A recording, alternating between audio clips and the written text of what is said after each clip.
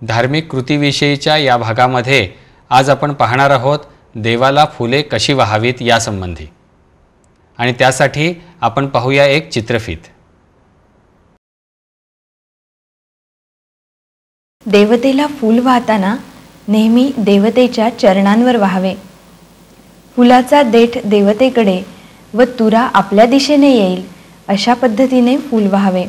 त्यामुळे देवतेकडून येणाऱ्या तत्वलहरी देठामध्ये ग्रहण केल्या जातात, त्या अंकुर व पाकळ्या यामध्ये प्रवेश करतात व पूजकाकडे प्रक्षेपित केल्या जातात। या लहरी पृथ्वी व आप या तत्वांशी निगडित असल्याने त्या पूजकाकडून जास्त प्रमाणात ग्रहण केल्या जातात। पूजकाचा जसा भाव असेल त्या प्रमाणात त्याला या लहरींच्या चैतन्याचा फायदा होतो। गणपतीला लाल फूल वाहिल्याने पूजकाला गणेश तत्वाचा अधिक लाभ होतो।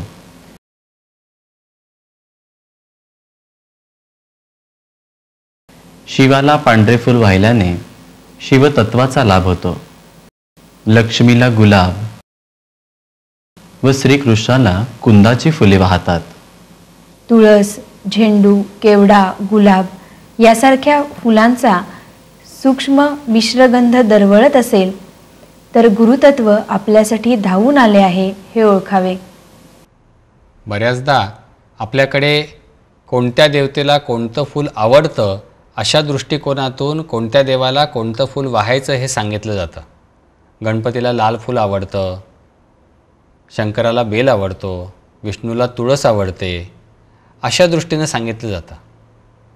हे सांगणं अशासाठी असतं की सर्वसामान्य माणसाला हा मुद्दा पटकन आकलन व्हावा यासाठी। परंतु त्यामागचं अध्यात्मशास्त्रीय कारण आपण ह्या चित्रफितीतून बघितलं।